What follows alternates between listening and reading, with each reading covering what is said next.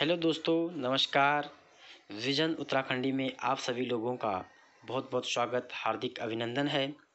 हम आज exam point पे बात करने वाले हैं और इसमें हमारे 10 क्वेश्चन होंगे और ये क्वेश्चन बहुत ही इम्पोर्टेंट है। तो चलिए हम समय को मद्देनज़र रखते हुए प्रश्न नंबर 1 है, इंग्लैंड में फ्री इंडिया सोसाइटी की स्थापना किसने की? तो दोस्तों देखिए, इंग्लैंड में फ्री इंडिया सोसाइटी की स्थापना किसने की? ऑप्शन ए है दादा भाई नेहरू जी, ऑप्शन बी है हरदयाल, ऑप्शन सी है बिका काजी कामा और ऑप्शन डी है एवो होम। देखिए, ऑप्शन लगाइए, कौन सा क्वेश्चन आपका सही है, कौन सा ऑप्शन आपके लिए सही है, आप अपने लगाइए। शायद आई होप आपने लगा दिया होगा। तो चलिए, इसका ऑप्शन सी यानी कि ऑप्शन सी इसका सही है। ऑप्शन सी विकाजी गामा। चलिए, इससे अन्य तथ्य है, विकाजी गामा का पूरा नाम क्या था? विकाजी रुस्तमा कामा एक क्रांतिकारी राष्ट्रवाद की समर्थक थी। इन्होंने यूरोप एवं अमेरिका से क्रांति का संचालन किया। वह 1907 में इन्होंने स्टुटगार्ट जर्मनी की अंतर्राष्ट्रीय समाजवादी कांग्रेस में भाग लिया। किसने भाग लिया? विकाजी रुस्तमा कामा ने।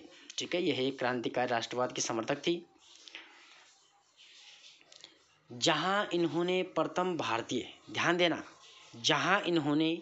प्रथम भारतीय राष्ट्रीय झंडे को फहराया।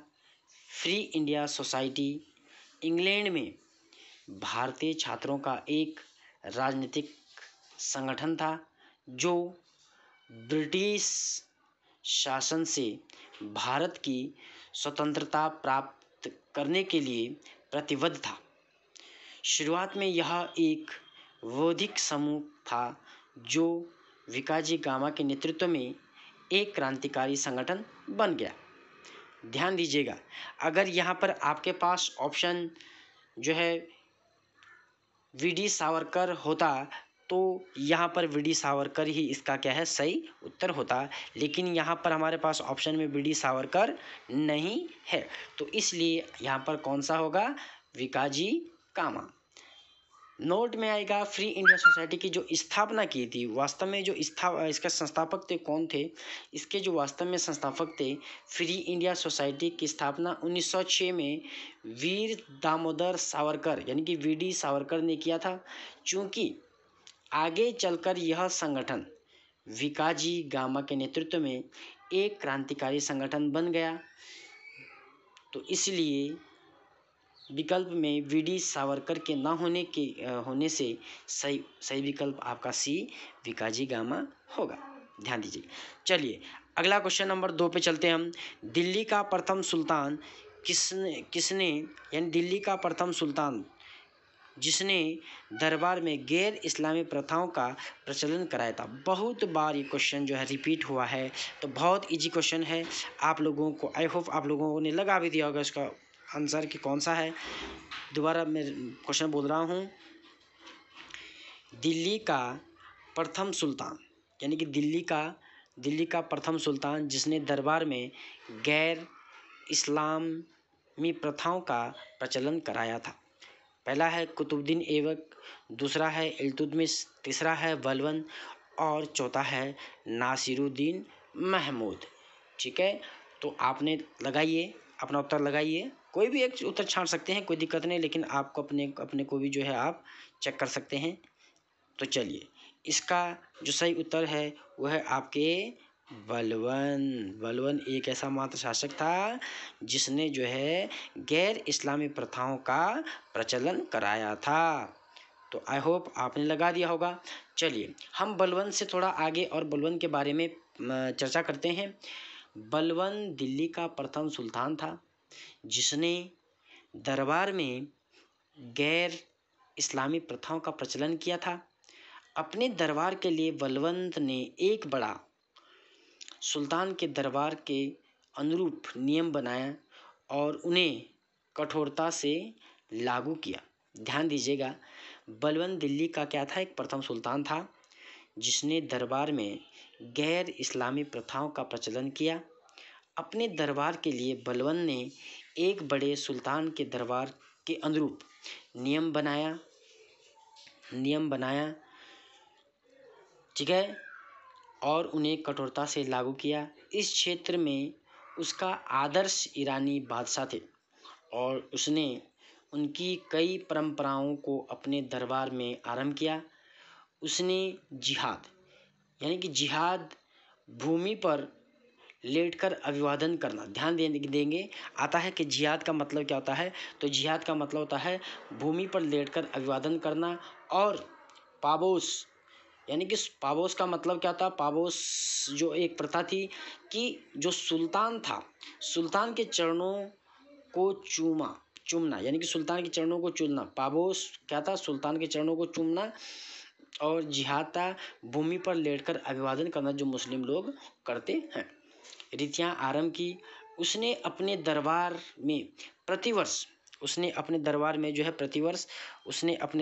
में प्रतिवर्ष नौरोज बड़ी शानो शौकत के साथ मनाने की प्रथा आरंभ की। नौरोज जो एक त्यौहार था उसको अपने दरबार में, यानी कि फारसी त्यौहार था, नौरोज बड़ी शान शौकत से मनाने का क्या किया, उन्होंने आरंभ किया अपने दरबार में। तो आई होप आपके 2 क्वेश्चन कंप्लीट होंगे। इससे संबंधित जो भी तथ्य है हम आपको अन्य तथ्य भी दे रहे हैं। सिर्फ मात्र और मात्र 10 क्वेश्चन है, लेकिन दोस्तों उन 10 क्वेश्चनों के साथ साथ आपके पास अन्य तथ्य भी इन क्वेश्चनों से संबंधित आपको दिए जाएंगे। आप इसे देखना ना भूलें। चलिए अगला है, चोल शासक प्रबल अनुयायी थे। जो चोल शासक है वो प्रबल अनुयायी थे, यानी कि चोल शासक किसके प्रबल अनुयायी थे।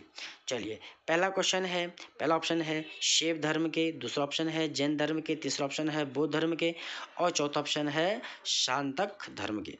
तो आप इन चारों ऑप्शनों में से एक ऑप्शन चूज करिए। फटाफट आप चूज करिए। आपने कर दिया होगा, पहला है शैव धर्म, जैन धर्म, बौद्ध धर्म, शांतक धर्म। चलिए आपने कर दिया होगा, तो आपने यही वाला किया होगा पक्का। तो शैव धर्म के क्या है, अनुयायी थे, ठीक है।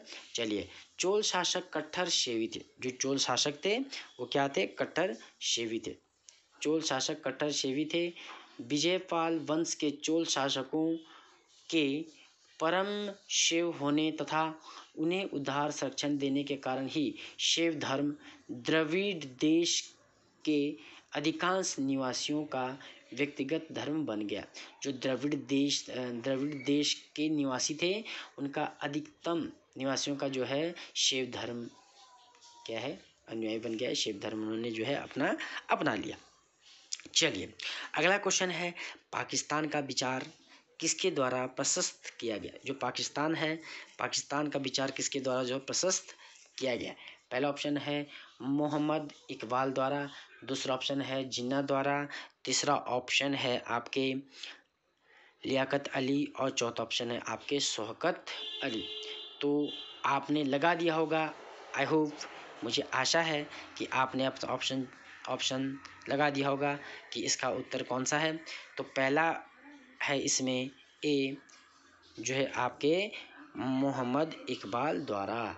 जो मोहम्मद इकबाल थे उन्होंने पाकिस्तान का विचार प्रशस्त किया।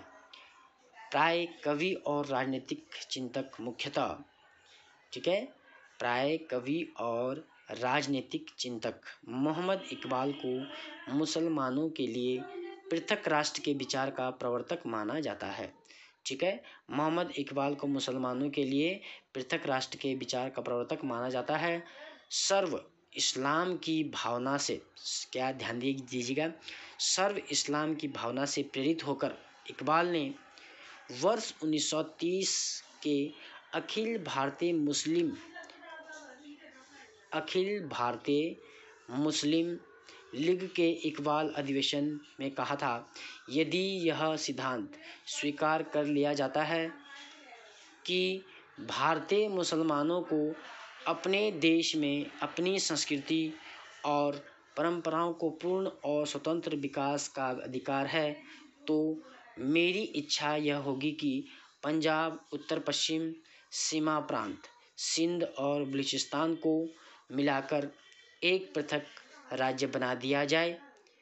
ब्रिटिश साम्राज्य के अंदर अथवा बाहर एक उत्तरी पश्चिमी भारतीय मुस्लिम राज्य का गठन मुझे कम से कम उत्तरी पश्चिम भारत में मुसलमानों का अंतिम लक्ष्य प्रतीत होता है।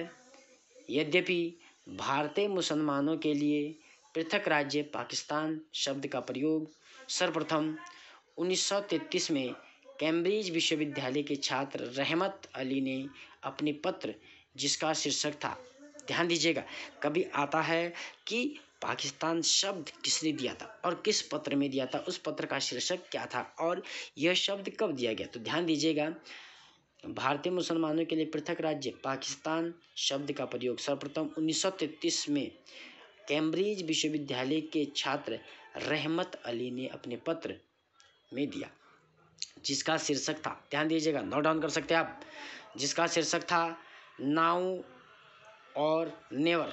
नाउ और नेवर, ध्यान दीजिएगा, नाउ और नेवर में प्रस्तुत किया, उसका शीर्षक था नाउ और नेवर। चलिए क्वेश्चन नंबर 5 है, दरबार के नवरत्नों का संबंध किससे था। तो ये तो आप लोगों ने लगा दिया होगा कि दरबार के नवरत्नों का संबंध किससे था। तो चलिए, चंद्रगुप्त द्वितीय, ठीक है, तो दरबार में नवरत्नों का संबंध किससे था, चंद्रगुप्त द्वितीय से था। चंद्रगुप्त विक्रमादित्य के दरबार में 9 विद्वान थे, ठीक है, कितने थे, 9 विद्वान थे, यानी कि 9 विद्वानों की एक मंडली थी जिसे नवरत्न कहा गया। इसमें जो प्रमुख थे, कभी कभी नाम आता है कि निम्न में से चंद्रगुप्त के दरबार में नवरत्नों में था या नवरत्नों में नहीं था। ठीक है, तो देखिए, पहला था आपके पास कालिदास, नंबर 1, नंबर 2 धन्वंतरी, फिर उसके बाद वाहार मिहिर, उसके बाद अमर सिंह, उसके बाद छपणक, उसके बाद शंकु, उसके बाद बेताल भट्ट, उसके बाद घट करपर, उसके बाद बरुचि जैसे विद्वान थे। ये नवरत्न संभवतः उज्जैन दरबार को सुशोभित करते थे, जो विक्रमादित्य की दूसरी राजधानी थी, ठीक है। ये नवरत्न जो है उज्जैन दरबार को सुशोभित करते थे, जो विक्रमादित्य की दूसरी राजधानी थी। चलिए एक बार मैं आपको दोबारा नाम गिना देता हूँ, आप जो है चाहे तो इन नामों को नोट डाउन कर सकते हैं। पहला है कालिदास, दूसरा है धन्वंतरी, तीसरा है वाराह मिहिर, चौथा है अमर सिंह, पांचवा है छपणक, छठा है शंकु, सातवां है बेताल भट्ट, आठवां है घट करपर, नौवां है बरुचि, ठीक है। और ये विद्वान जो है उज्जैन दरबार को सुशोभित थे या सुशोभित करते थे, जो कि विक्रमादित्य की दूसरी राजधानी थी। कहा जाता है कि विक्रमादित्य की वह कौन सी राजधानी थी जिसे नवरत्न सुशोभित थे। तो कौन सी राजधानी थी, विक्रमादित्य की दूसरी राजधानी थी आपके उज्जैन, जिसे नवरत्न सुशोभित थे। चलिए अगला क्वेश्चन है, गुप्तकाल में सातवाहन कहा जाता है। पहला ऑप्शन जिला प्रशासन का प्रमुख, व्यापारिक कारवा का प्रमुख, समिति का प्रमुख, श्रेणी का प्रमुख। ध्यान से क्वेश्चन समझिए। क्वेश्चन क्या कह रहा है कि गुप्तकाल में सातवाहन कहा जाता था। गुप्तकाल में सातवाहन किसे कहा जाता था। तो पहला ऑप्शन है जिला प्रशासन का प्रमुख, जो जिला प्रशासन का प्रमुख है क्या उसे सातवाहन कहा जाता था। दूसरा ऑप्शन है व्यापारिक कारवां का प्रमुख, क्या व्यापारिक जो कारवां है उसे आपके सातवाहन कहा जाता था। तीसरा है समिति का प्रमुख, क्या उसे सातवाहन कहा जाता था। और चौथा है आपके श्रेणी का प्रमुख, क्या उसे सातवाहन कहा जाता था। तो दोस्तों इसमें जो ऑप्शन है, इसमें ऑप्शन बी आपका बिल्कुल राइट है, ठीक है। ऑप्शन बी आपका बिल्कुल राइट है कि व्यापारिक कारवां का जो प्रमुख होता था, व्यापारिक कारवां के प्रमुख को क्या कहा जाता था, सातवाहन कहा जाता था। ये सातवाहन क्या है, ये किस काल में प्रारंभ हुआ, तो गुप्तकाल में व्यापारिक कारोबार के प्रमुख को सार्ववाहक कहा जाता था। गुप्तकालीन आंतरिक व्यापार श्रेष्ठी सार्ववाहक कुलिक और निगम के माध्यम से संगठित होता था। जो ये सार्ववाहक था, ये क्या था? आंतरिक व्यापार श्रेष्ठी सार्ववाहक। तो इसी में जो है देखिए 2-3 व्यापार थे, एक था आपका श्रेष्ठी, एक था आपका सार्ववाहक, एक आपके कुलीन और निगम के माध्यम से संगठित होता था। ठीक है, अगला क्वेश्चन है आपके पास, थोड़ा आप वेट करेंगे। अगला क्वेश्चन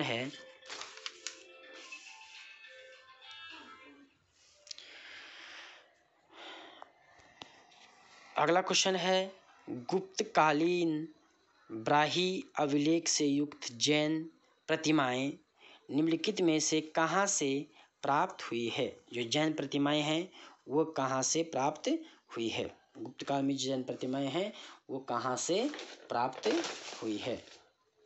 तो ऑप्शन नंबर ए है दुर्जनपुर से, उदयगिरी से, विदिशा से या सांची से। तो ध्यान दीजिएगा, पहला ऑप्शन जो आपके पास है, पहला ऑप्शन है आपके दुर्जनपुर, दूसरा ऑप्शन है उदयगिरी, तीसरा ऑप्शन है विदिशा, चौथा ऑप्शन है सांची। तो आप अपना उत्तर लगाइए कि कौन सा उत्तर आपका सही है। लगाइए, कोई भी लगा दो, कौन सा इस पे कुछ जा रहा। चलिए, लगा दिया होगा आपने। तो इसका सही उत्तर है आपके दुर्जनपुर। ठीक है दोस्तों, इसका सही उत्तर है दुर्जनपुर। चलिए इसके बारे में थोड़ा और पढ़ लेते हैं हम, यानी कि दुर्जनपुर कहाँ था। ये इस पे अगर दुर्जनपुर नहीं होता तो इसका आंसर बनता आपके पास विदिशा। ठीक है, तो बेसनगर एक जगह पड़ती है, बेसनगर विदिशा के पास, बेसनगर है एक जगह विदिशा के पास स्थित दुर्जनपुर नामक स्थान से 3 जैन मूर्तियां प्राप्त हुई। ध्यान दीजिएगा, बेसनगर विदिशा के पास स्थित दुर्जनपुर नामक स्थान से 3 जैन मूर्तियां प्राप्त हुई, जिनकी चरण चोटियां, ध्यान दीजिएगा, जिनकी चरण चोटियों पर गुप्तकालीन ब्राही लिपि में 3 लेख उत्कीर्ण है। ध्यान दीजिएगा, जिनकी चरण चोटियों पर गुप्तकालीन ब्राही लिपि में 3 लेख उत्कीर्ण है। इनमें महाराजाधिराज रामगुप्त नामक एक राजा का उल्लेख भी मिलता है।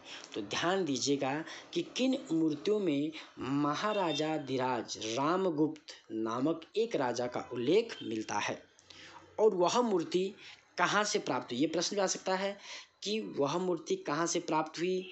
महाराजाधिराज रामगुप्त नामक एक राजा का उल्लेख जिसमें मिलता है, वह मूर्ति कहाँ से प्राप्त हुई है।